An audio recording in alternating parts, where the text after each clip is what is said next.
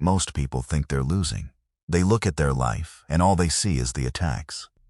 The confusion, the relationships falling apart, the doors closing right before they open. And they think something must be wrong with them. They think God forgot about them. Or worse, they think they did something to deserve it. But what if the opposite is true? What if everything coming against you right now isn't a sign that God is absent? What if it's proof that He marked you? What if the enemy isn't attacking you because you're weak, but because heaven chose you, and He knows it, even when you don't? Listen, the enemy doesn't waste his best attacks on people who aren't a threat. He doesn't send everything he has against empty targets.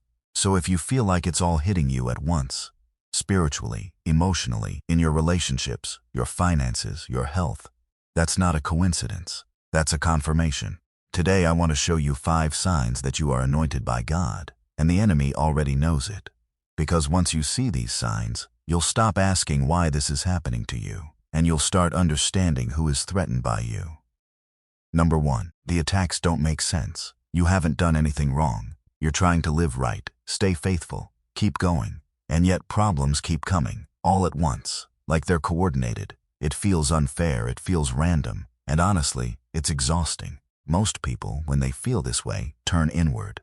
They blame themselves. They pull back from God. They go quiet and start wondering what they did to deserve it. But here's what the Bible shows us. In Job chapter 1, Job wasn't suffering because he failed God. He was suffering because he was so close to God that the enemy went directly to heaven and said, "Do you see this man?" Job's suffering wasn't a sign of God's distance. It was a sign of God's attention. 1 Peter 5:8 says, "Your adversary the devil prowls around like a roaring lion, seeking someone to devour." Lions don't hunt what isn't worth hunting. They track what's worth the effort. That's not chaos in your life. That's a targeted attack. And targeted attacks mean you're a target worth targeting. Next time everything hits you at once, don't ask what you did wrong. Ask who is threatened by what God put in you. Number 2, you feel isolated and completely misunderstood. People you trusted have pulled away. Friendships that felt solid are now distant. Even people close to you don't seem to get you anymore.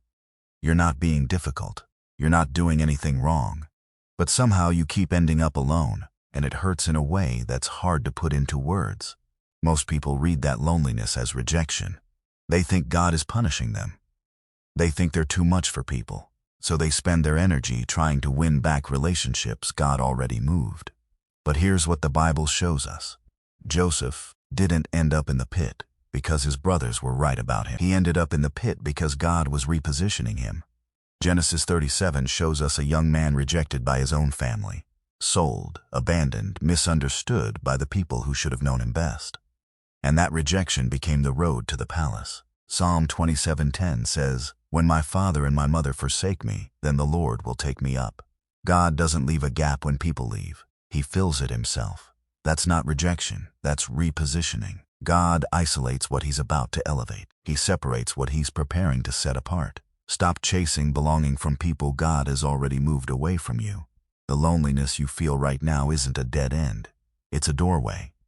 Number 3, your dreams are becoming more vivid, more intense, more spiritual. You're waking up from dreams you can't shake. Dreams that feel more real than real life. Warnings, images, symbols that repeat, and you don't fully understand, but you can't stop thinking about them either. You wake up at 3 a.m. with something heavy on your chest, knowing something, feeling something, but you're not sure what. Most people dismiss this. They call it stress. They blame what they ate. They reach for their phone until the feeling passes. Don't do that. Joel 2:28 says, "Your sons and daughters will prophesy. Your old men will dream dreams. Your young men will see visions." That's not poetry. That's a promise. God has always spoken to His anointed people through the night. Daniel 1:17 tells us God gave Daniel understanding in all kinds of visions and dreams, not by accident, by appointment.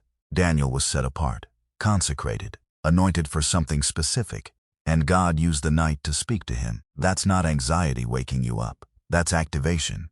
God speaks to vessels. He's prepared to carry something heavy. Start writing your dreams down. You don't need to understand them all yet. Just write what you saw, what you felt, what you heard. God isn't speaking randomly. He's speaking to you, specifically, about what's coming. You're not troubled in your sleep.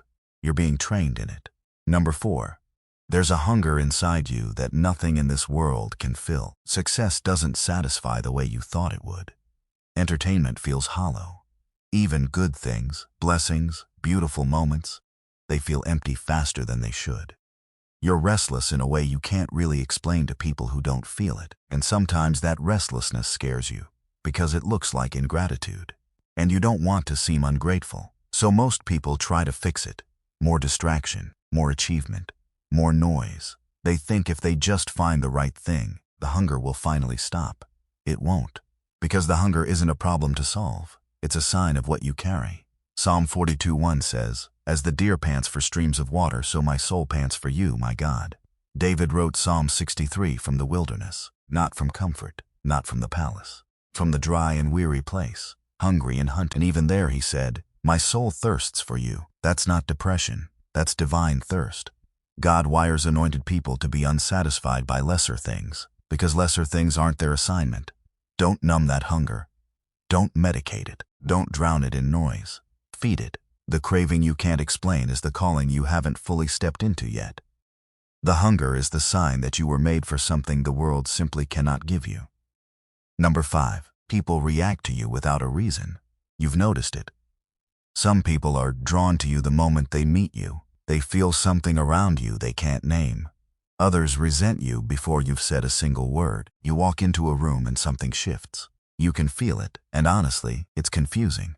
Sometimes it makes you want to shrink. Make yourself smaller. Stop showing up so fully. Don't. In 1 Samuel 16:13, the moment Samuel anointed David, the Spirit of the Lord came upon him powerfully from that day on. And almost immediately after, in 1 Samuel 18:9, Saul began watching David with eyes full of suspicion. Not because David did anything wrong, because Saul's spirit recognized something on David that his natural mind couldn't explain. The anointing made Saul nervous before he could even name why.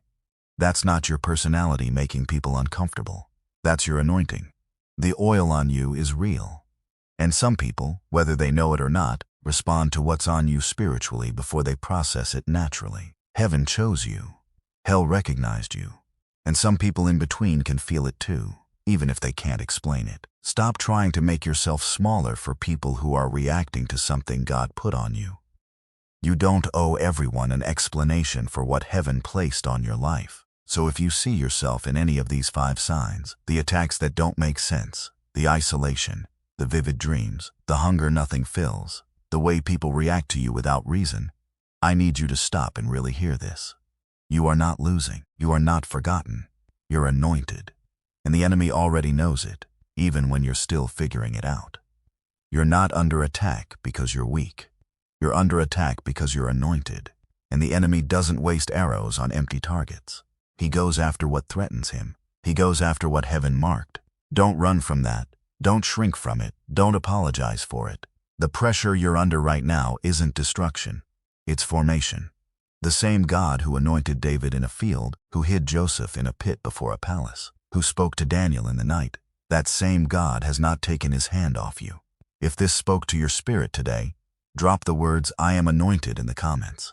Let that be your declaration. Let heaven record it. And if you want to keep growing in who God made you to be, subscribe and stay close. Because next time, we're going deeper into what it means to carry the anointing without losing yourself in the process. You are seen, you are marked, you are His.